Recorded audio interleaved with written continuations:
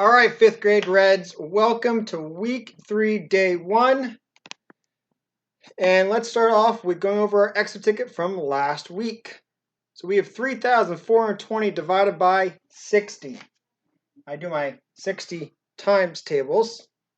60, 120, 180, 240, 300, 360, 420, 480, 540. And I see how many 60s go into 342.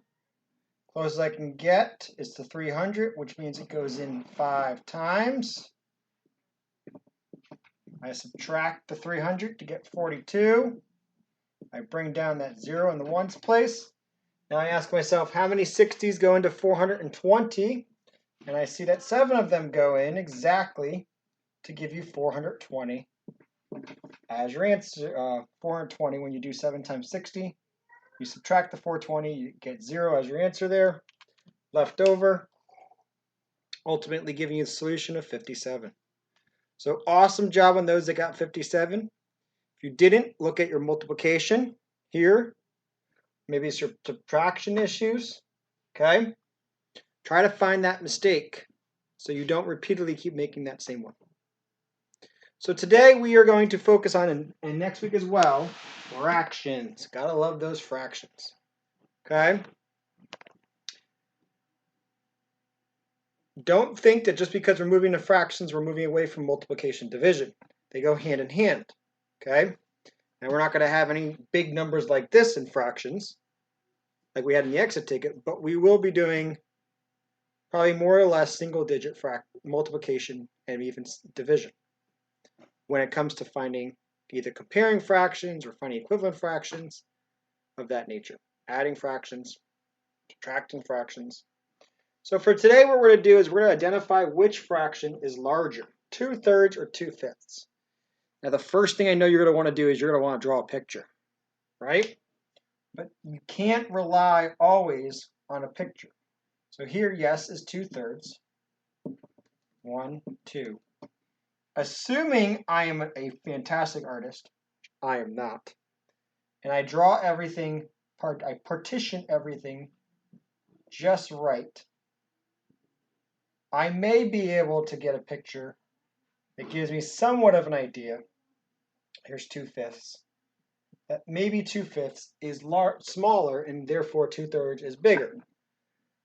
But maybe for this problem it works, the picture, but you can't rely on that all the time. You have to compare the denominators. You have to find a common denominator to compare technically the numerators. Or you could ultimately compare the denominators when the numerators are the same. Here's an example of numerators being the same. Okay? So numerators are the same. Think of a pizza. I'm all about my pizza, right? So if I have a pizza, it's split up into 3 parts. Okay?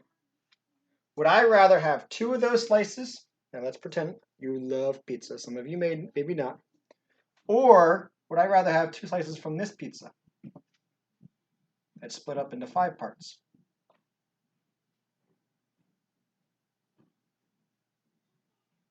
So these 2 slices or these 2 slices. Which pizza am I going to want to rather have? I love my pizza, and I'm going to rather have the 2/3 slice because that's going to give me more pizza. So that means it's larger. So if you can get the numerators to be the same, then you can compare the denominators. The larger the denominator, the smaller the piece, as we can see here. However, what I want us to get used to doing is that doesn't always work, as well as the most successful method, which is finding a common denominator and comparing the numerators. So let's go ahead with that strategy. So we have, I call it strategy 1, draw a picture, sometimes works. Strategy 2, compare, get numerators to be the same, compare denominators. Or strategy 3, which is has a very high success rate, which is compared numerators when you have the same denominator. So to do that, I need to find a common denominator between 3 and 5. So I'm going to find my multiples of 3 and 5 until I can get the same exact one, same exact multiple. So 3, 6, 9, 12, 15, 18. We'll stop there for right now. 5, 10, 15. Ooh, there we go. 15s. Well, how many times did it take me to get there? And I learned this little trick here from a 5th grader this past year who wrote the numbers up here, how many times it took them to get there. 1, 2, 3, 4, 5. So it took them 5 times to get to 15 here, and it took them 3 times to get to 15 here. So now we need to find equivalent fractions with our common denominator.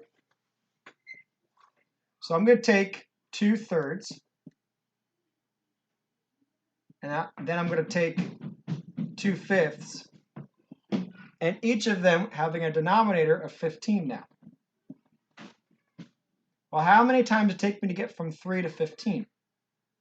5. So that's how many times I'm timesing it by. So whatever I do to the denominator, I do to the numerator. 2 times 5 gives me that 10.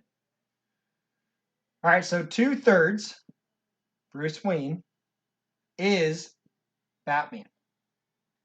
10/15, same person.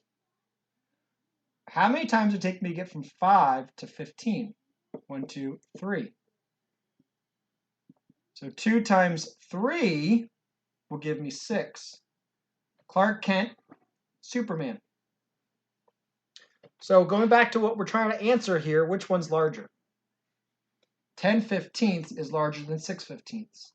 Therefore, 2/3 is our larger fraction.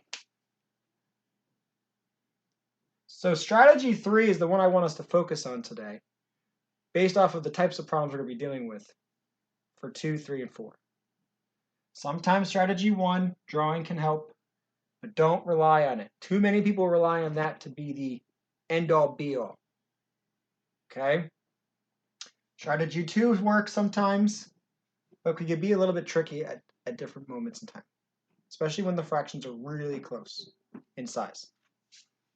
So, number 2. Ultimately, we have 1/5 or 2/9. Which one's larger? So first, you want to find your common denominator between 5 and 9, and then find the equivalent fractions to figure out which one is larger. Hit the pause button to do that now. Okay, so what I've done is I found my common denominator to be 45. Hopefully you found the same common denominator. Pretty big number. Okay? Then I need to find out how many times it took me to get from 9 to 45. Well, I use this little trick that I learned this past year. It shows 5 times. So take 9 times 5 equals 45. So 2 times 5 equals 10. So ultimately, 2/9, Clark Kent, is 10/45 Superman. Now, 5 times what number gave me 45? Well, I find out it was 9 times gave me 45. So 1 times 9 equals 9. Woo, man! This is what I'm talking about. This picture would have almost looked like they were equal, because 9/45 and 10/45 would have been crazy to try to draw. You might have made a mistake and even thought you would have thought maybe that 9/45 was larger somehow compared to 2/9. But because we found the common denominator and we compared numerators, we found that 10/45, also known as Clark Kent, was larger, 2/9. Number 3, 3/5 or 4/10. Which one's larger?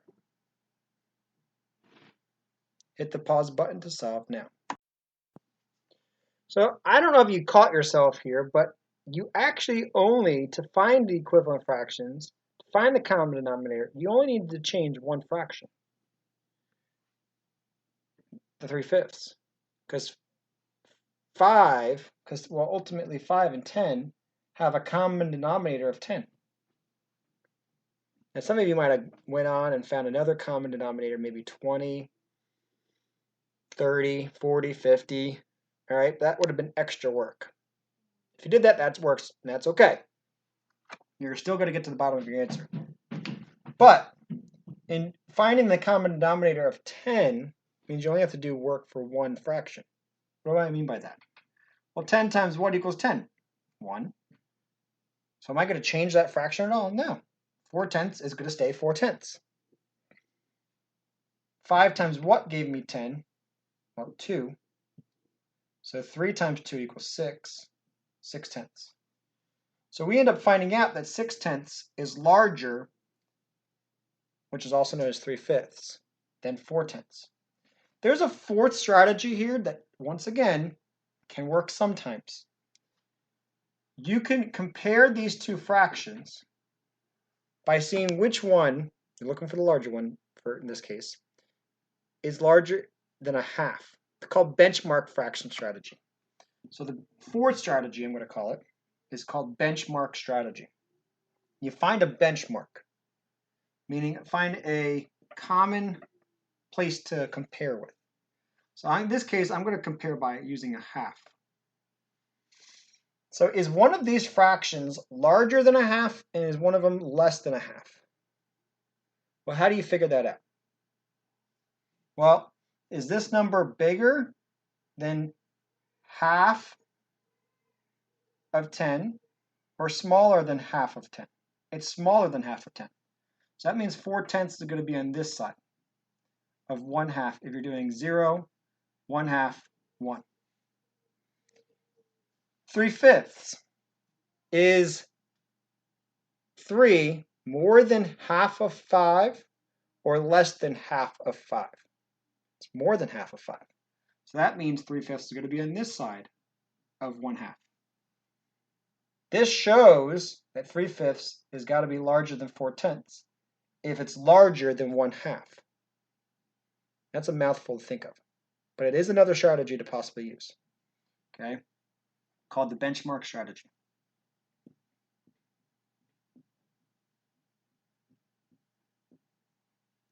Sometimes works, but the most successful strategy, if you want to just go right to one that you know is going to work every time, common denominator.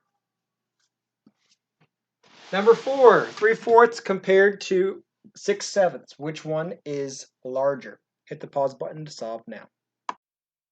So hopefully you found that 6/7 is the larger fraction here. Here's how we did it. Found the common denominator to be 28 times the 4 by 7 to get 28. So the 3 by 7 to get 21.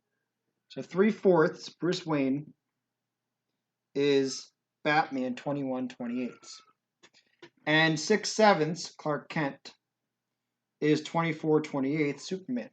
24 being larger than 21, therefore 6/7 being the larger fraction. Okay, so one little thing I want to add. Yes. Do I know whether you're using a calculator to help you with this? No. All right, but please don't.